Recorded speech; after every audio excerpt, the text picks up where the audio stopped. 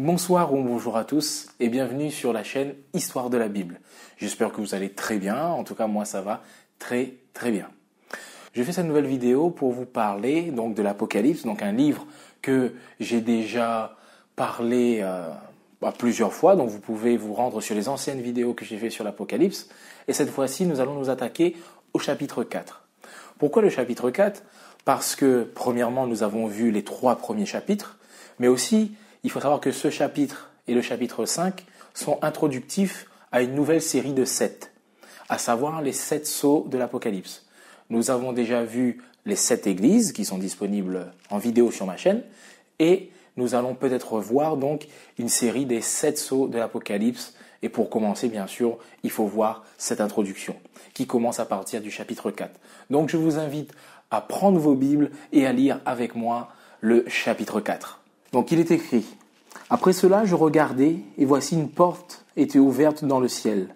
La première voix que j'avais entendue me parler, avec la force d'une trompette, dit alors: Monte ici, et je te ferai voir ce qui doit arriver par la suite.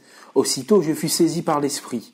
Et voici, il y avait un trône dans le ciel, et sur ce trône, quelqu'un était assis. Celui qui était assis avait l'aspect d'une pierre de jaspe et de sardoine, et le trône était entouré d'un arc-en-ciel semblable à de l'émeraude. » Donc ici, premièrement, on nous montre cette introduction avec un paysage et un environnement merveilleux, splendide, qui est montré à Jean et qui nous est décrit ici. Donc, une porte est ouverte dans le ciel. Ceci pourrait nous faire penser à une autre vision qu'a reçue un prophète, donc le prophète Ézéchiel, au chapitre 1, les versets 1. Jean entend une voix, et cette voix va parler comme une trompette, avec la force d'une trompette. Il va voir donc une suite d'événements, et ceci est la deuxième vision qu'il va avoir. Parce que l'on voit, et on l'a vu dans les autres études sur l'Apocalypse, qu'il va être saisi aussi en esprit. Et cette fois-ci, c'était au jour du Seigneur. Et maintenant, on nous parle qu'il est aussi saisi par l'esprit. Donc une deuxième vision va lui être donnée, après avoir vu les visions donc de ces choses qui arrivent avec le Seigneur qui est en train de marcher au milieu des 7 chandeliers. Je vous invite encore une fois à aller voir ces vidéos. Et ici, il va voir maintenant un trône avec un environnement merveilleux autour. Donc on peut voir premièrement qu'il y a une connexion qui est faite entre la terre et le ciel. C'est comme si que la terre était liée avec l'environnement du ciel et avec les événements qui s'y passent. Et nous le verrons pendant toute cette étude sur l'Apocalypse que ceci est vrai. Et c'est pour cela qu'il faut voir dans cette conception, quand on est chrétien, de vivre sur terre comme si que nous étions déjà au ciel, être citoyens de Dieu et refléter cet amour de Dieu et cet amour qu'il nous a donné. Jean est invité à monter ici, à monter pour voir, à passer par cette porte qui est ouverte dans le ciel pour voir ce qui lui est montré. Il monte et il est en présence de Dieu. Il voit un trône, donc ce qui donne cette présence de Dieu, et un homme qui est assis sur le trône. On nous donne des descriptions splendides en parlant de pierre de jaspe, de sardoine. C'est une vision merveilleuse. Il faut savoir que ces pierres particulièrement étaient des pierres qui étaient présentes sur le pectoral du souverain sacrificateur. On peut voir ça tout simplement en Exode 28 au verset 17 à 21. Et précisément, c'était la première et la 12e pierre. Donc, la pierre de jaspe et celle de sardoine. La première et la 12e pierre. C'est comme si que ces pierres venaient faire une intervalle pour pouvoir englober toutes les pierres. Et ces pierres qui étaient présentes sur le pectoral du souverain sacrificateur représentaient les 12 tribus d'Israël. Donc, l'alliance ici est en souvenir. Dieu se souvient de l'alliance qu'il a fait avec Israël. Et nous faisons partie d'Israël. On peut le voir ça en Galates 3 au verset 28 à 29, où Paul déclare que nous sommes descendants d'Abraham et nous avons été dans cette lignée d'adoption. Et cette alliance, donc qui est confirmée encore une fois, qui est faite avec Israël, est remémorée dans ce que on veut dire que Dieu est un Dieu d'alliance, un Dieu de souvenir, un Dieu qui se remémore et qui n'oublie pas ce qu'il a promis à son peuple. Pourquoi ? Parce qu'on nous dit qu'au niveau du trône, il y a quoi ? Il y a un arc-en-ciel qui passe. Et ceci va nous faire rappeler simplement et rapidement l'histoire du déluge avec Noé.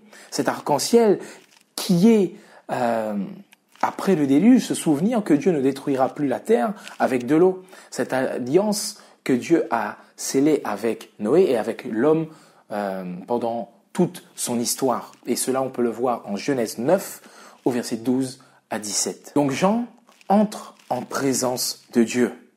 Et finalement, c'est l'aspiration de l'homme d'être en présence de Dieu. Moïse lui-même va dire au Seigneur, « Fais-moi voir ta gloire ». C'est son aspiration. Mais on voit que Moïse ne pouvait pas. Moïse ne pouvait pas. Et ici, Jean ne peut pas pleinement et ne peut que le voir que partiellement, car on nous dit que le ciel est ouvert, mais que par une porte. Ce n'est pas tout le ciel qui est ouvert, mais le ciel est ouvert par une porte. À la différence que le ciel sera ouvert. Et cela, on le verra en Apocalypse 19, les versets 11, et Apocalypse 21, versets 1 à 5, où le ciel, cette fois-ci, est ouvert et disposé, car le Seigneur revient.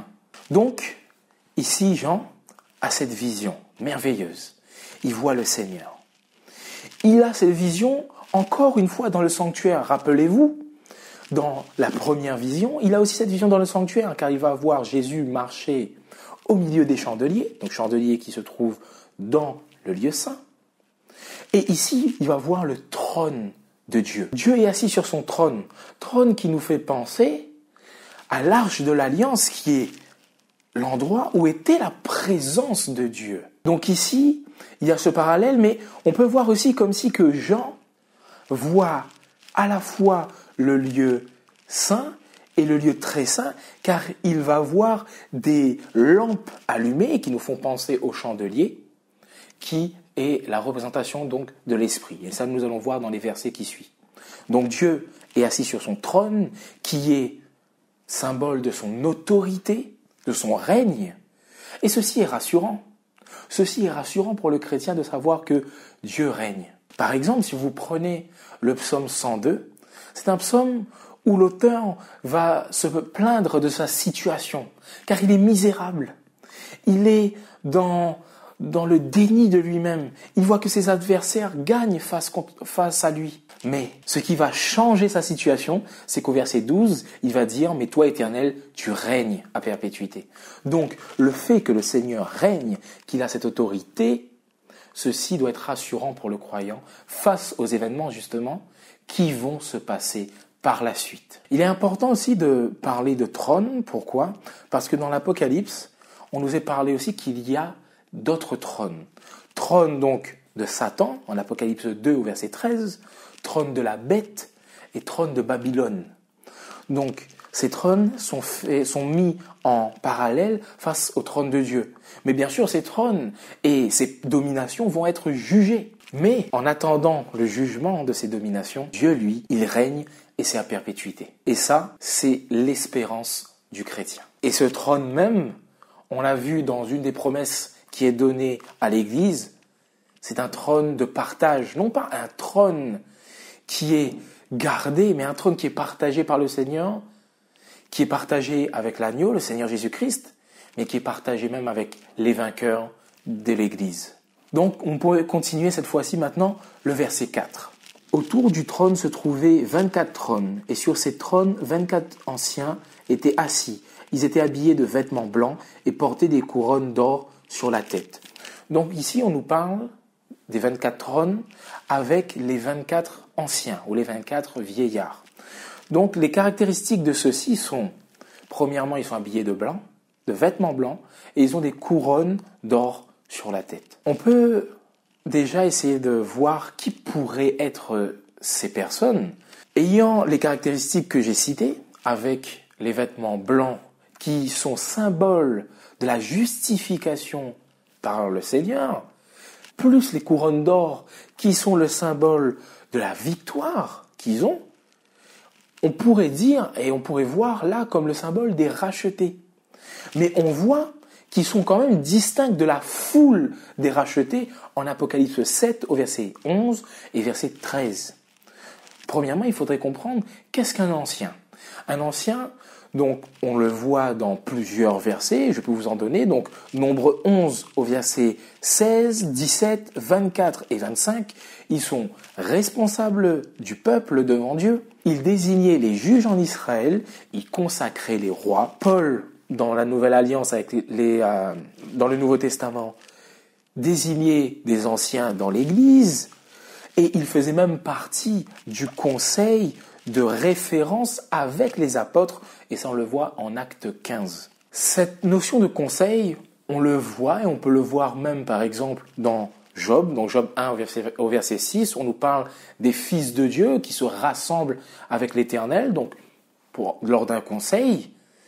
Et ce symbole des rachetés, c'est vrai que on peut avoir du mal à voir un symbole des rachetés déjà présent au ciel, alors que la foule des rachetés n'est pas encore rassemblée.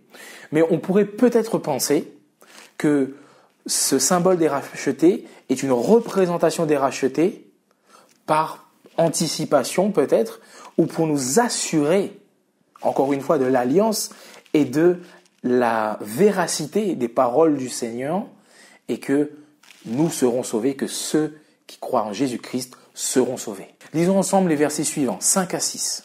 Du trône sortent des éclairs, des voix et des coups de tonnerre, et devant lui brûlent 7 lampes ardentes qui sont les 7 esprits de Dieu. Devant le trône, il y a aussi comme une mer de verre, qui a la transparence du cristal. Au milieu et autour du trône se tiennent 4 êtres vivants couverts d'yeux, devant et derrière. Donc on voit encore une fois des descriptions qui sont données. Du trône sort donc de la puissance, des éclairs, voix, des coups de tonnerre. Donc une scène vraiment importante et impressionnante. On nous donne la description de 7 lampes qui sont les 7 esprits de Dieu, que l'on peut voir en Ésaïe 11 au verset 1 à 2. On nous donne cette description des 7 esprits de Dieu qui représente cette plénitude qui est par exemple déversée sur Jésus. Ces 7 lampes aussi sont un parallèle avec Zacharie 4 au verset 1 à 2 et le verset 10. Je vous invite à regarder toutes les références que je donne ici, car lire toutes ces références ferait une vidéo très longue. Et on a vu aussi cette référence des 7 esprits de Dieu en Apocalypse 1 au verset 4, où il y a cette introduction, ces lettres, ce message qui est de la part du Père, du Fils et du Saint-Esprit. On nous parle aussi de mer de verre, donc comme du cristal. N'oublions pas que cette mer, la mer peut avoir ce symbole premièrement de chaos. En Genèse 1 au verset 1 à 2, on nous montre donc au commencement Dieu créa le ciel et la terre était informe et vide, et l'Esprit de Dieu se mouvait sur la surface des eaux. Donc cela peut nous montrer comme un symbole de chaos. Dieu, quand il crée la terre, justement, il va séparer les eaux et il va retirer les eaux, il va les rassembler pour que le sec apparaisse en Genèse 1 au verset 9. La mer peut être donc symbole du danger.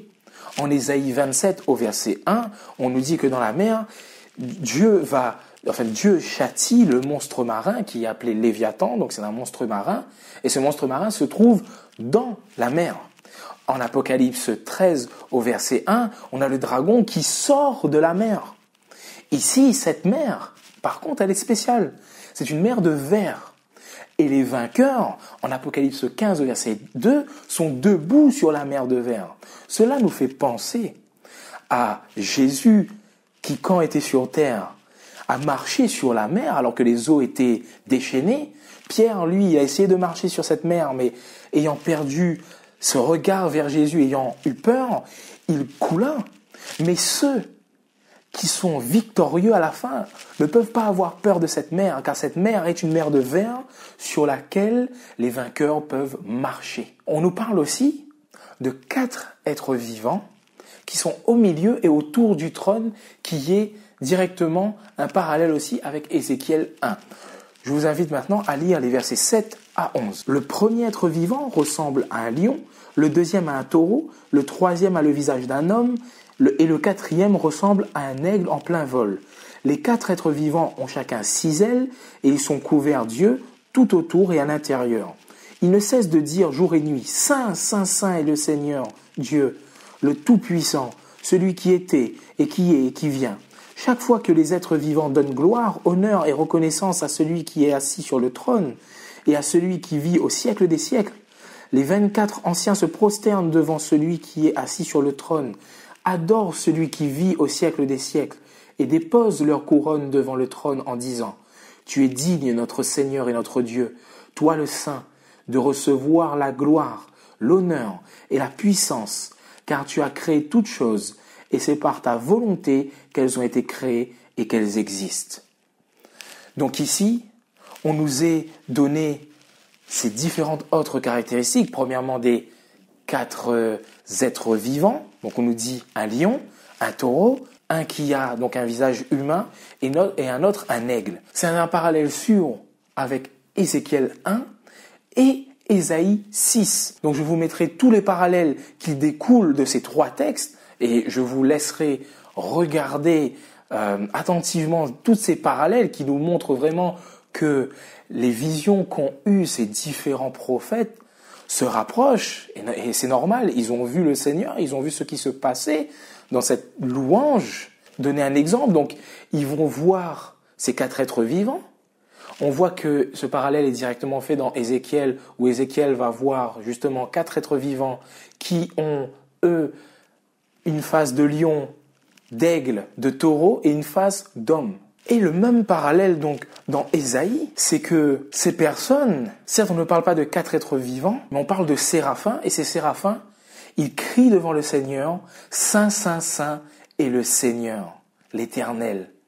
Et on a ces 4 êtres vivants qui crient dans Apocalypse 4, Saint, Saint, Saint est le Seigneur, l'Éternel. On voit ici dans le reste des versets jusqu'à la fin du chapitre qu'il y a une adoration qui est donnée au Seigneur. Et c'est important de comprendre qu'il y a cette adoration qui est donnée au ciel. Cela nous amène à nous demander, nous, ici sur terre, qui adorons-nous? Qui avons-nous en premier dans nos vies? Qui est le centre de nos vies? Qui adorons-nous? Et pourquoi? Parce que le livre de l'Apocalypse est un livre qui nous montre ce combat d'adoration. L'adoration de Dieu, le véritable, le saint, le juste, le créateur. Et de l'autre côté, l'adoration de Satan, de la bête, de son image, de Babylone, de la prostituée. Nous voyons vraiment cette image qui est claire. Et le peuple de Dieu doit se distinguer dans cette adoration. Et c'est pour cela que dans Apocalypse 14, un des messages des 3 anges dit « Sortez de Babylone, mon peuple, car le Seigneur ne veut pas que son peuple reste dans Babylone. » Mais ce sujet fera objet d'une prochaine vidéo. J'espère que vous avez apprécié celle-ci. En tout cas, pour me le montrer, n'hésitez pas à mettre un pouce bleu, vraiment, à mettre un petit commentaire, ça fait toujours plaisir. N'hésitez pas à vous abonner si ce n'est pas déjà fait. En tout cas, moi je vous souhaite de passer une très bonne journée ou une très bonne soirée. Que le Seigneur vous bénisse et surtout, n'oubliez pas, faites du bien autour de vous.